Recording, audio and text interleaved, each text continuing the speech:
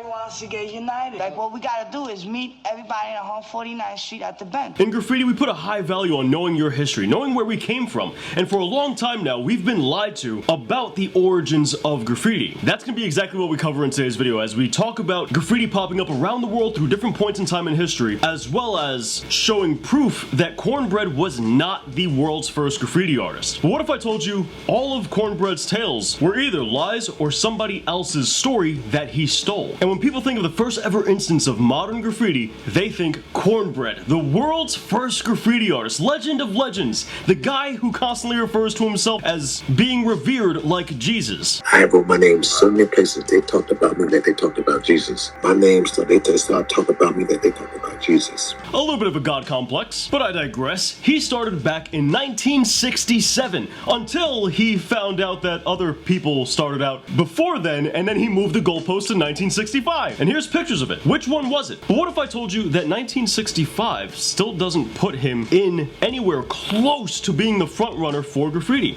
You had people in Philadelphia that predated him at that point. You had people like Cool Earl, who's a great example of it, who started before Cornbread with a few other graffiti artists as well. And at that time, living in the same area, they never even saw Cornbread. Why? Because he hadn't started yet. Need proof? Check out this video right here from the New York City Philly Wall Writer Project, where they interview Cool Earl, who knows Cornbread. We'll circle back around to these guys right here in a minute. So what defines graffiti exactly? Is it simply just hitting a wall? You know, putting a mark on a wall? Because if that's the case, well then cave drawings and hieroglyphics count as graffiti. And obviously that predates Cornbread, so I don't think anybody's really considering hieroglyphics and cave drawings, otherwise we wouldn't be having this conversation. For that reason, we're going to take those two out of the equation here, because clearly that's also not how Cornbread is defining the world's first graffiti artist. So is graffiti taking your name and putting it on a surface illegally, which Cornbread does actually consider to be the start of graffiti, in which case he's still predated by Pompeii and various other areas in the world where people would make up a name, or sometimes even use their own name, and they would write their name illegally on different surfaces. Like I said, this happened in Pompeii, but then we also have an instance where in an area, fine art was seen as being reserved for the higher class people,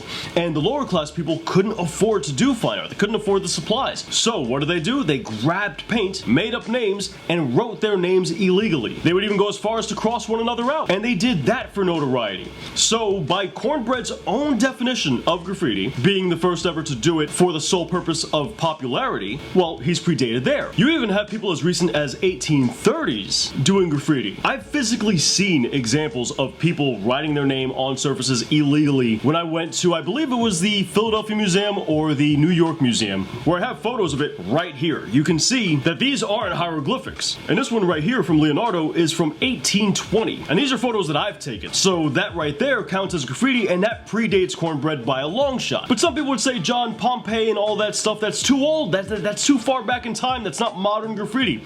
Alright, if you're looking for modern, then that means we're looking anywhere from the 1860s to the 1970s. So let's look at stuff from that time period. So looking at examples there, you have people like Mr. Eternity in Australia, who began doing it in the 30s. 1930s! That's 30 years before Cornbread claims to do graffiti, and there's no way he could possibly weasel his way into pushing that 1965 any further back. And that dude did graffiti for a long time, much longer than Cornbread ever did, because Cornbread did it for a short little period and then went ahead and retired. But if you want even more recent examples, you have graffiti in the 1940s in New York, and here's examples of that here. People writing their names on walls. People writing words on walls. Now in the 40s we had people doing graffiti in New York. They were doing graffiti in other areas as well, and in some cases it was gang graffiti, like let's say for example LA, which also predates Cornbread, as well as I believe Brazil, which also had graffiti in the 40s or 50s, which happens to predate Cornbread. Now here's two photographs taken from a photographer of graffiti happening in New York, not only in the 40s but in the 50s as well, long before Cornbread ever decided to do it. But in the 50s we got Bird Lives in New York as well. From there, people might consider gang graffiti to also be a part of this conversation,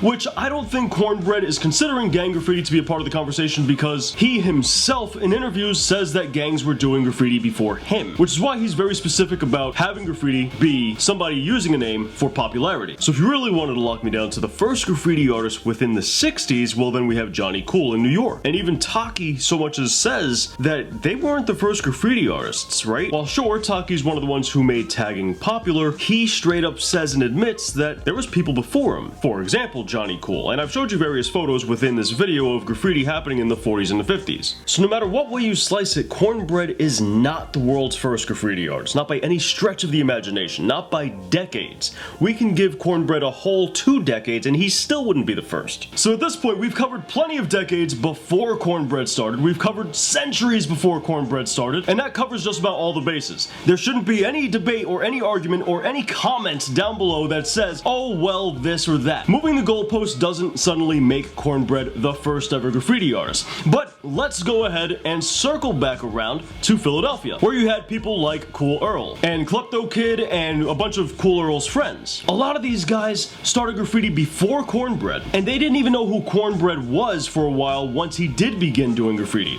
Not only that, in their little circle back then, Cool Earl and the other graffiti artists getting up at the time, compared to them, they didn't even believe Cornbread was in the top contending graffiti artists. They didn't think he was all that good. So not only was he not the first in his area or the world, the people in his own area considered him to be among the worst graffiti artists in that area. Now I'm going to be referencing them a lot, but if you want more receipts, if you want more video and photo proof of what I'm saying here, check out the video from the New York City Philly Wall Rider project. I got them linked in the pinned comment, I got them linked in the description, and I'll even link them at the end of this video and in the cards if I can. Watch that video. It's a 2-part series and it completely debunks all of Cornbread and all of the lies he's told. But Cornbread also claims that he's spread graffiti around the world. I can tell you from experience, this is completely false. I was mentored by an old school New York graffiti legend who began doing graffiti in '74. My dad is an old school New York graffiti artist from '72. Needless to say, I've spoken to a lot of old school New York graffiti artists and never, I mean, you don't even need to speak to them. You can look at interviews. You can look at documentaries. Never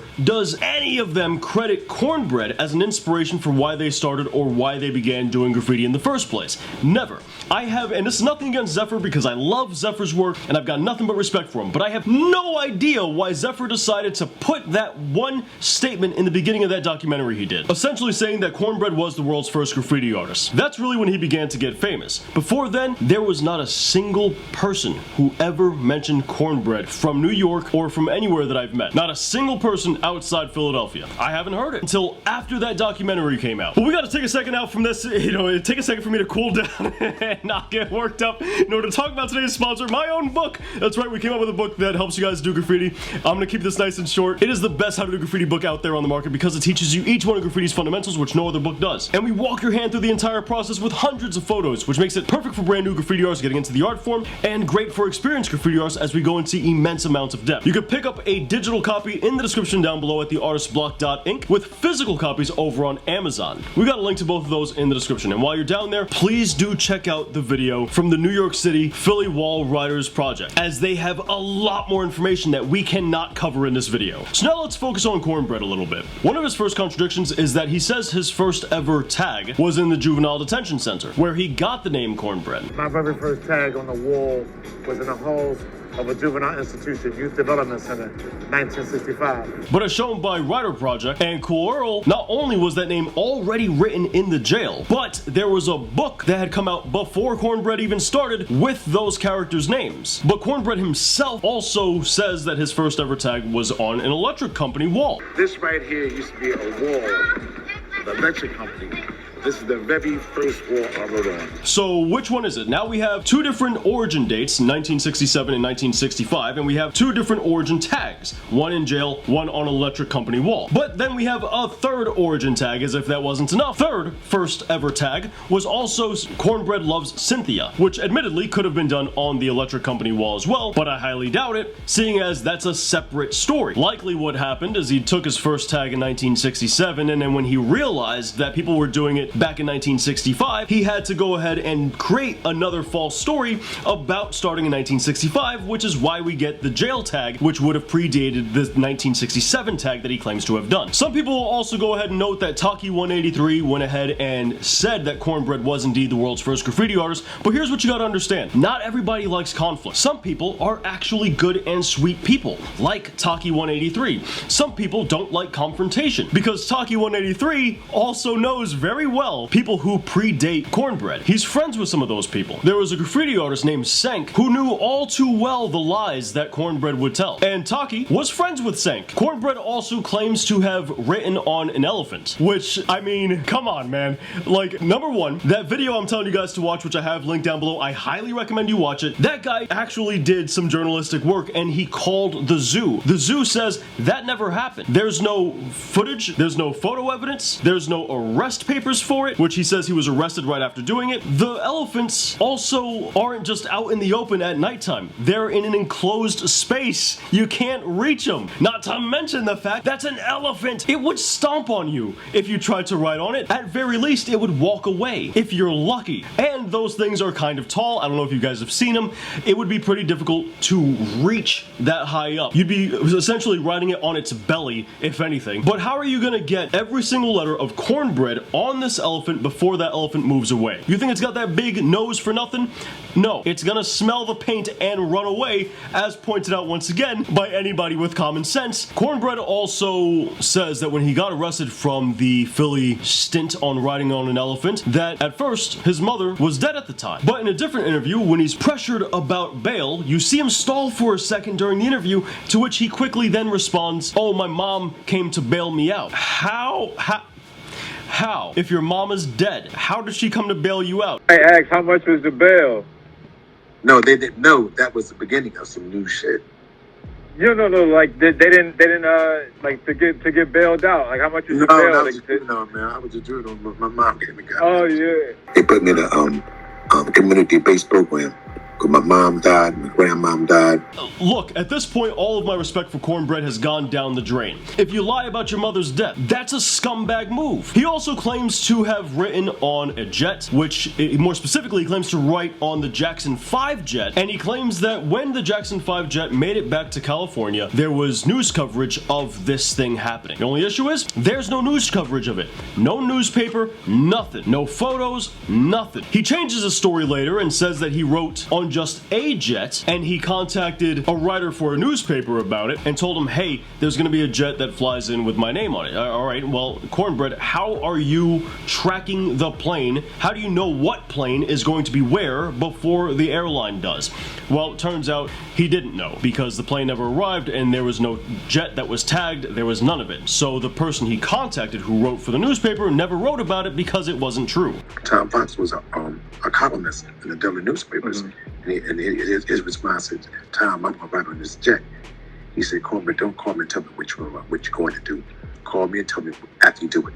So did they write an article after that? Like, after you did all of that, did they write enough? Cornbread also claims that there is a movie about him, which is not at all a movie about him in the slightest, and is based on a book that came out before he ever started doing graffiti with characters of the same name. A book he might have had access to in the juvenile detention center. Regardless of when he had access to it, he definitely caught wind of it at some point, because he claims that Hollywood people came to go ahead and talk to him about being in this movie, and then they changed the plot of the movie and the characters of the movie to this whole new thing that wasn't about him. But, spoiler alert, it's another lie, because that intellectual property not only predates Cornbread, but they also sent him a cease and desist order to stop telling that story because it's not true. Hollywood Hotshot's read the article and decided to make me the next project. And it was months later, like, you know, I met some representatives from a movie production company who made me a proposition to me about a movie about my life. Mm-hmm.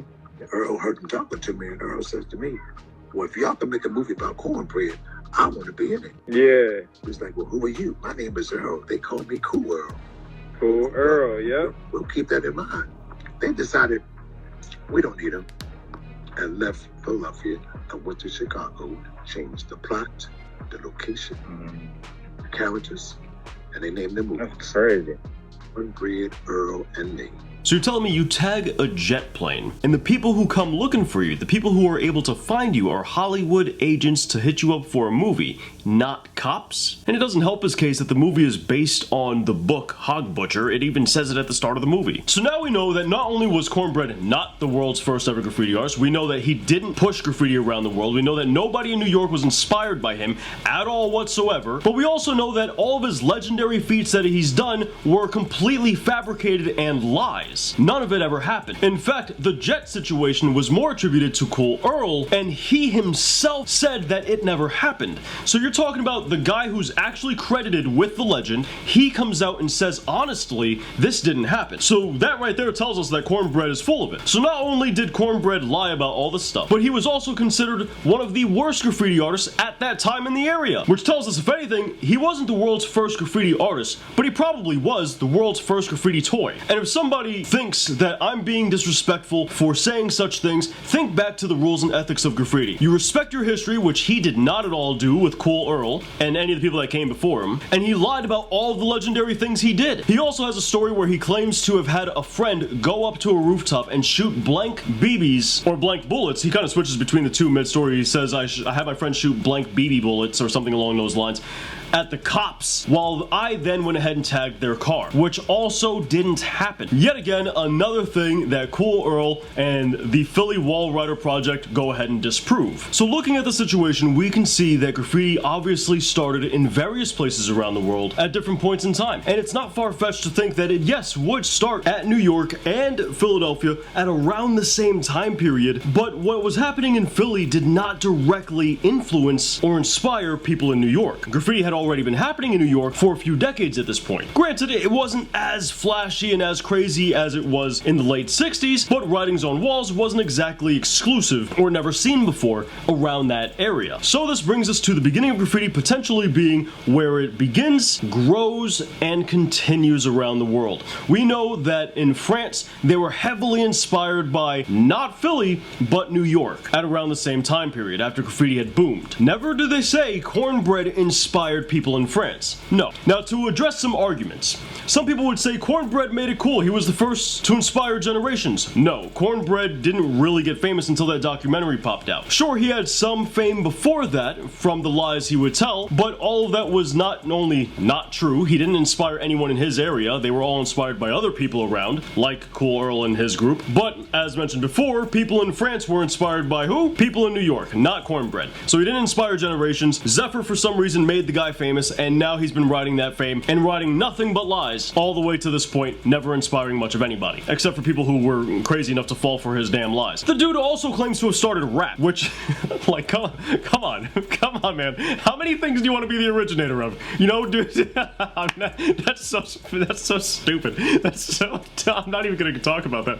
It's so hysterical. Like, the amount of stories this guy comes up with, it's amazing that any of you guys would believe it. I know many of you guys don't believe it, but for the ones that do believe it, I'm shocked that you're that gullible. Others would say, oh, well, he's the originator of the act of getting up, and we already disproved that as well. Once again, Cool Earl was doing it before him. What more do you want? Some people would say, oh, well, he's the first to use spray paint in that way. All right, how much are we gonna move this damn goalpost in order to, you know, make sure that our nose is firmly planted betwixt Cornbread's cheeks? Like, how far do you want to spread Cornbread's cheeks in order to make him your Lord and Savior? He already compares himself to Jesus constantly. So if you really want to go ahead and say that, we can probably find first people that have done that before him too. Oh yeah, that's right, we did. Cool Earl. People would also say Cornbread was the first famous graffiti artist, and that's really when it started, but no, the first news article wasn't even written about him. Other people had already gained fame and gained the public's attention before him. So no matter what way you slice it, Cornbread is not the first graffiti artist, not by any stretch of the imagination. Kid Jolt says Cornbread inspired all of Philly. No, he didn't. People were starting before him. You see, all these stupid... I'm gonna get worked up. Like, I gotta tone it down. I gotta tone it down. You have all these people that like to defend Cornbread, and they say the most ridiculous things.